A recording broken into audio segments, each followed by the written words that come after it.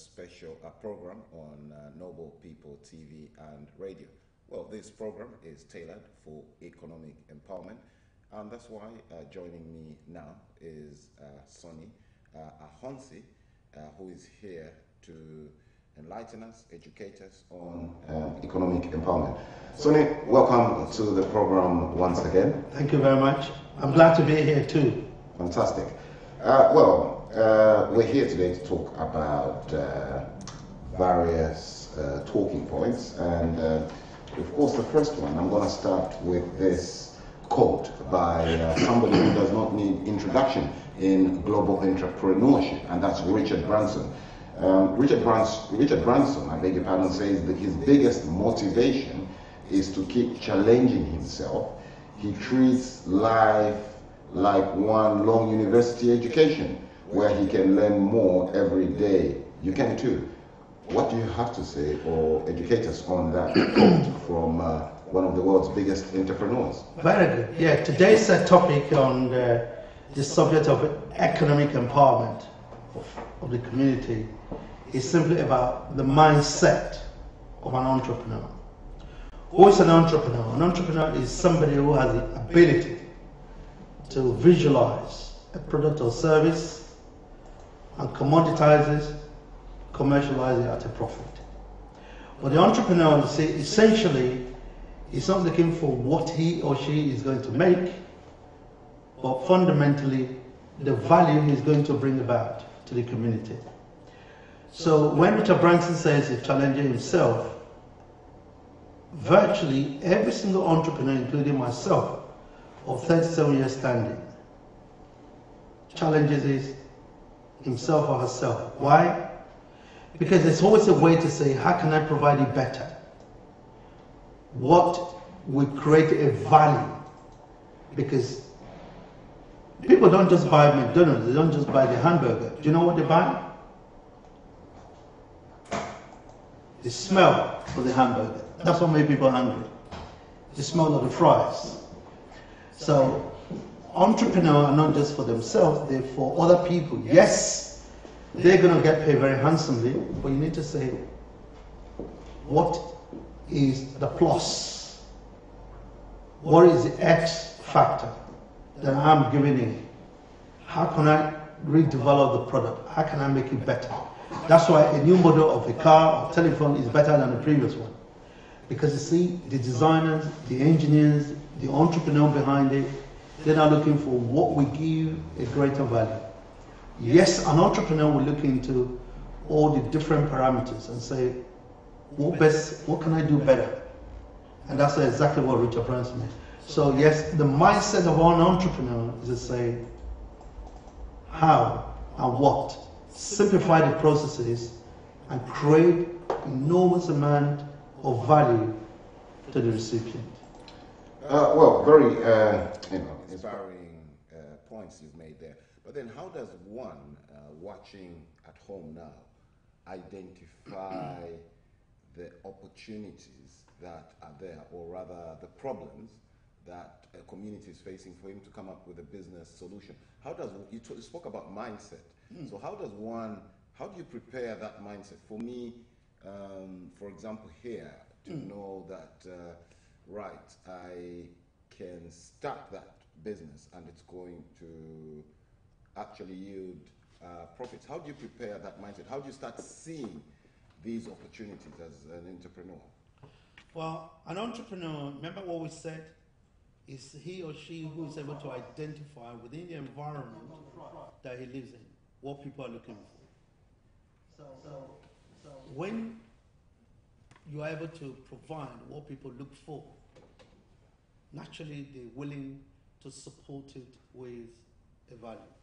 Exchange for money. So going back to your question in terms of how the entrepreneur actually visualizes, you look into your environment. For example, if you're working from Camberwell, all the way to the extreme part of Peckham, you might decide to say, oh, there is no fish and chip shops within that radius. So should we always keep our eyes open, our ears? That's what entrepreneurs do. They observe the contemporary environment. They use their 2 ears. They listen more and they talk less. They use their 2 eyes to observe. So on the base of this, they're able to observe contemporary environment, and on the basis of that, they can observe and see exactly what people may need and what will satisfy those things. And for example, when Facebook started, it's all about the needs of the students, how they can communicate, how they can make friends within the confines of the university campus. But at the end of the day, it's not only a hobby today, but it becomes what? A social media that creates a lot of economic impact. Not with loud financial impact, but with profound financial impact. That's what entrepreneurs do. Right. Okay. Coming to still that before we get to my next question. Somebody watching at home there, they've identified a problem or an opportunity. For example, this is somebody that is trying to get into food business. Yes. They've probably seen something between Peckham to Hackney, and they've actually identified that there is a need. They've done their quantitative and qualitative research, and it does show them that yes, there is a need for this business, but then they are probably a qualified engineer. It's away from their expertise. Where do they start from? Okay, good. An entrepreneur really can study anything. Can study geology, can become a medical doctor, a pilot, but that innate feeling of satisfying the need of the community to empower other people remains with you. An entrepreneur, for example, who is an engineer, who has an engineering background, can start a business of distributing engineering equipment. But when they don't have the experience, when that business fail, or do they have to consult somebody with the expertise? How does it work? Tell us more. Yes. Almost or virtually every entrepreneur that started, they have an idea. The idea they have might be for technical balance, expertise, but they need a marketing person who get that product or service to the hands of the people. That's what happened with Steve Jobs. There are 2 Steve actually. One Steve had the technical expertise, the other Steve had the marketing know-how. The infusion of both. So right? What's the most important or imperative of an entrepreneur? Is it finding a marketing genius or an accountant like yourself, somebody with an accounting background? Because you can't, when you're starting business, of course, according to my knowledge, is you're limited with finances.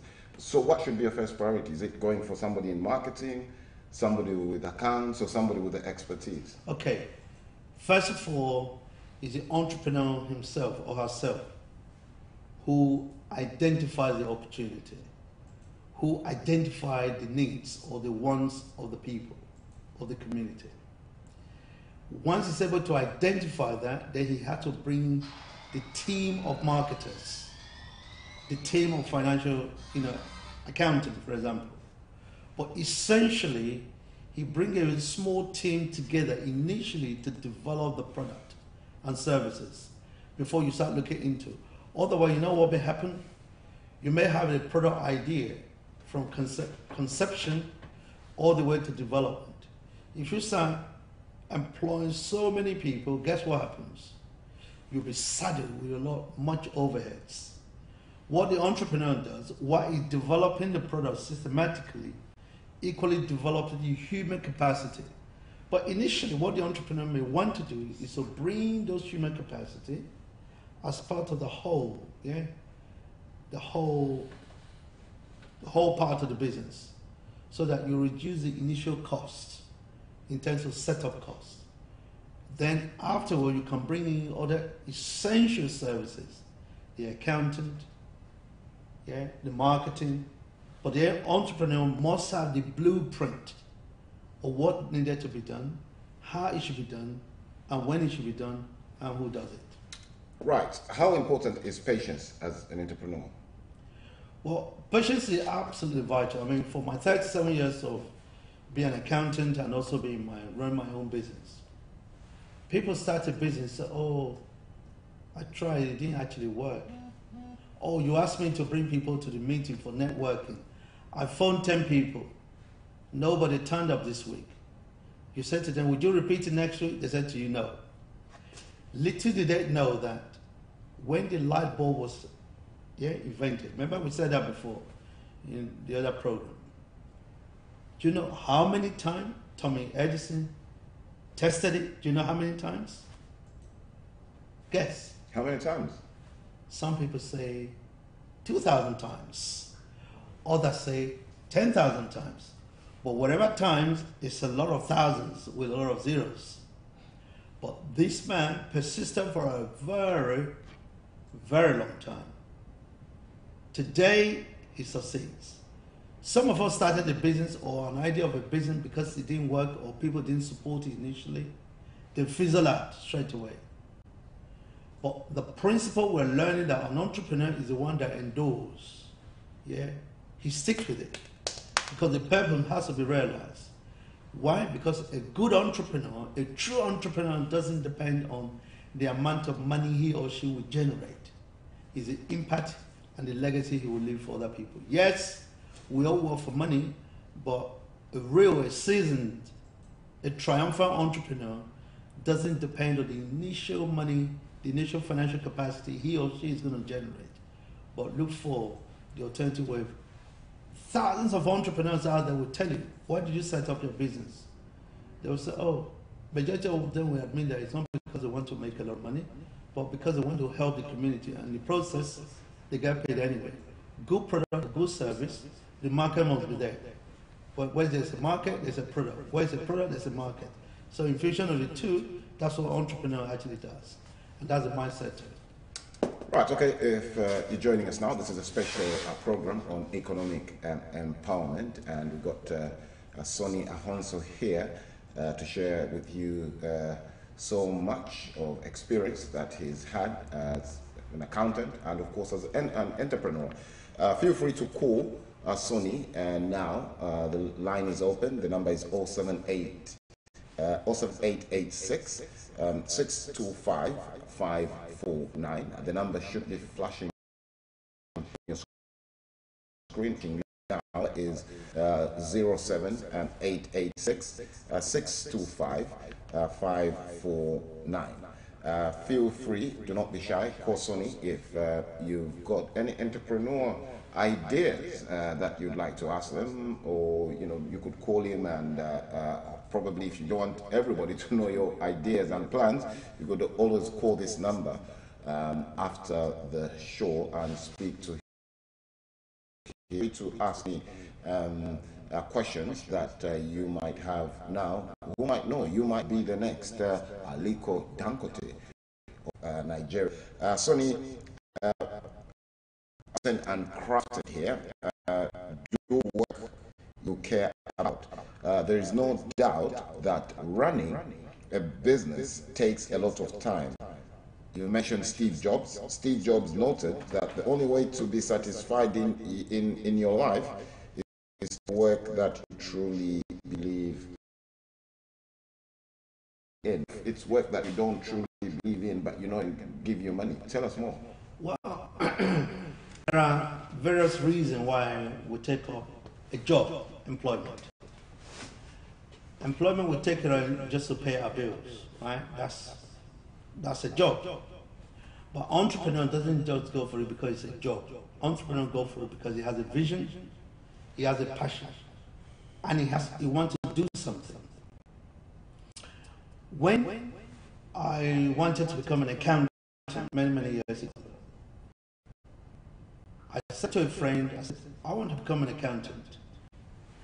He said to me, nobody passes that exam. The exam is too difficult. I said, okay, let me take it on as a challenge. If nobody had passed first, I'll be the one person who will pass that exam. If 10 people pass over the world, the first of the 10 is to do it myself. right? I take Quran as a challenge. So what Steve Jobs is saying here, very frankly, is that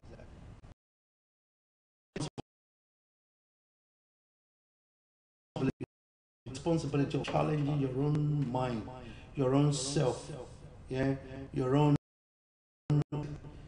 personal inner being to deliver the course of action. So an entrepreneur must always be like the driver of a vehicle. This is what I call, in my management theory, I call it the ownership of management.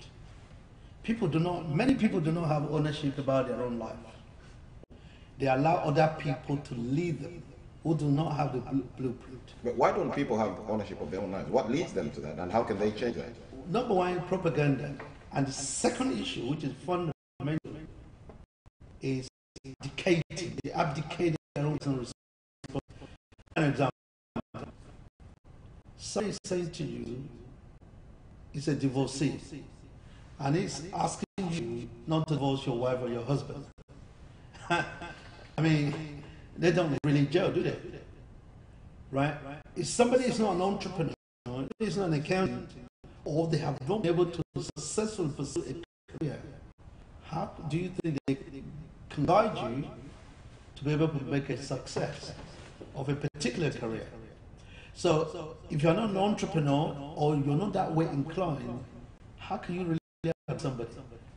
Sadly, though, we all go to a mom and dad, our sister, our friends, who have no clue about the subject they're undertaking. Can you imagine taking a patient to an accountant like myself, or you're taking the job of a carpenter to Chichi, who is a TV presenter? It's not going to work. So, for financial issue,